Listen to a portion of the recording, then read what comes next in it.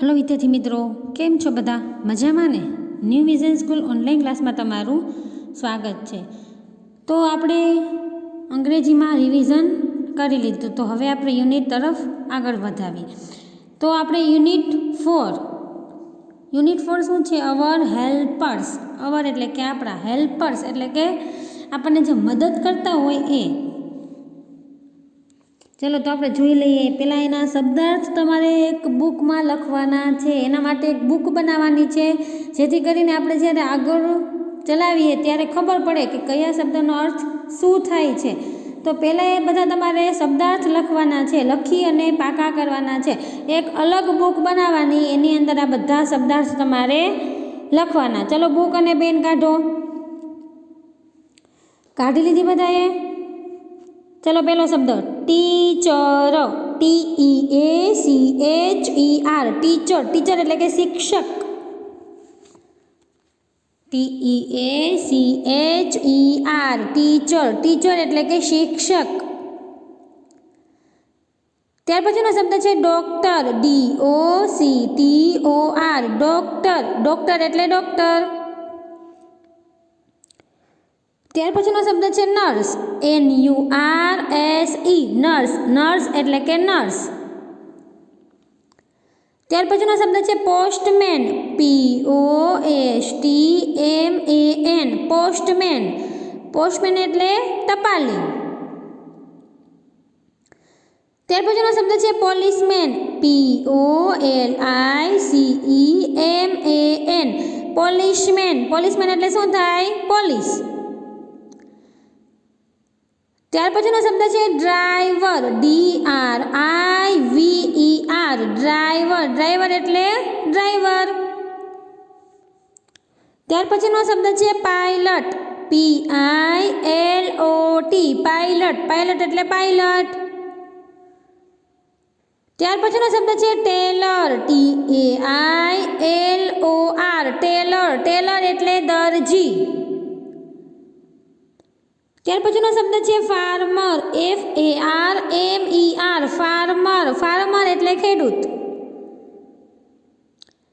ત્યાર પછીનો શબ્દ છે બાર્બર. BARBER barber. બાર્બર એટલે હજામ. ત્યાર પછીનો શબ્દ છે કાબલર.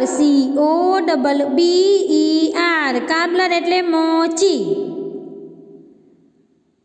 ત્યાર પછીનો શબ્દ છે કાર્પેન્ટર.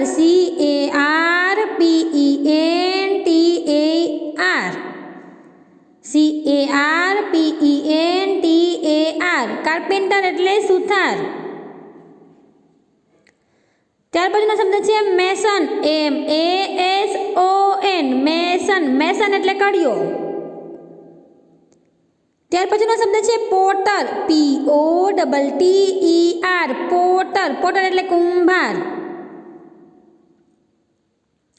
ત્યાર પછીનો શબ્દ છે ગાર્ડનર. GARDENER gardener. ગાર્ડનર એટલે માળી. ત્યાર પછીનો શબ્દ છે ગ્રોસર. GROCER grocer. ગ્રોસર એટલે ગાંધી. ત્યાર પછીનો શબ્દ છે ગોલ્ડસ્મિથ.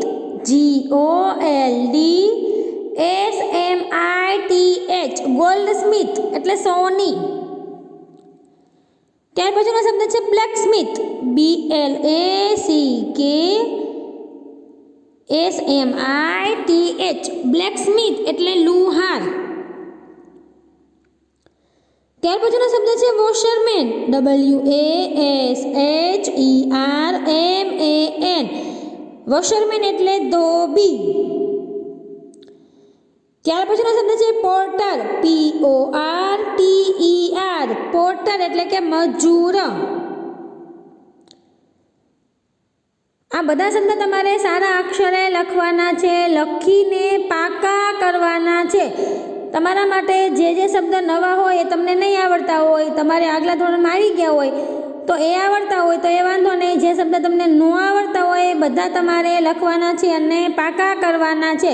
તો જ તમને ખબર પડશે કે આગળ પાઠમાં આપણે શું શીખાય. તો આપણને શું કહે છે? અવર હેલ્પર્સ. હેલ્પર્સ એટલે મદદ કરતા, આપણને જે લોકો મદદ કરતા હોય આપણે એની વાત કરવાના છીએ. તો નીચે આપણે ચિત્રમાં જુઓ કે એક બેન છે એ કપડાં સીવે છે, તેને શું કહેવાય? દરજી. તો દરજી આપણને કપડાં સીવી દે તો આપણને મદદ કરી કહેવાય. આપણે યુનિફોર્મ, આપણે સ્કૂલે આવી તો આપણે યુનિફોર્મ પહેરવા જોઈએ, તો આપણે યુનિફોર્મ સીવવા હોય તો દરજી પાસે જાય, દરજી સીવી દે ત્યારે જ આપણે કપડાં પહેરી શકીએ. યુનિફોર્મ અથવા તો બીજા કોઈ પણ કપડાં હોય દરજી સીવી દે ત્યારે જ આપણે પહેરી શકીએ. ત્યાર પછી બાજુમાં છે મોચી. શું બનાવે છે? તો કે ચપ્પલ બનાવે છે. જો ચપ્પલ ન હોત તો આપણે શું કરત? ચપ્પલ વગર તો આપણે ક્યાંય જઈ ન શકીએ, આપણને પગમાં લાગે, તો એ પણ આપણને મદદ કરતા થયા. ત્યાર પછીનું શું છે? તો કે ટીચર. ટીચર છે તમને શીખડાવે નહીં તો શીખડાવ્યા વગર તો કોઈને ન આવડે. આપણે કંઈ પણ વસ્તુ શીખી નહીં તો શીખ્યા વગર તો આપણને કેવી રીતે આવડે? તો એ પણ આપણને મદદ કરતા થયા. ત્યાર પછીનું ટીચર છે પોલીસ.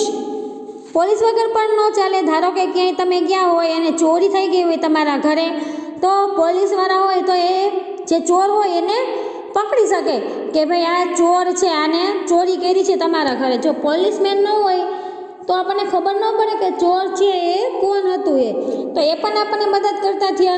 તો આપણે આ લેસનમાં શું શીખવાનું છે કે આપણને જે લોકો મદદ કરતા હોય, ડૉક્ટર છે, આપણને પેટમાં દુખતું હોય, માથું દુખતું હોય કે કંઈ પણ આપણને થયું હોય તો ડૉક્ટર આપણને મદદ કરે, તો ડૉક્ટર પણ આપણને મદદ કરતા થયા. સમજાય છે? જે પણ લોકો આપણને મદદ કરતા હોય એના વિશે આપણે અહીંયા વાત કરવાની છે.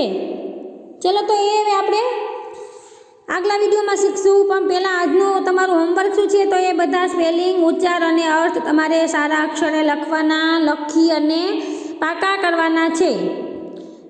હવે આવતા વિડીયોમાં આપણે આ યુનિટ 4 ચાલુ કરશું. શું છે? અવર હેલ્પર્સ, કે આપણા મદદ કરતા. Thank you.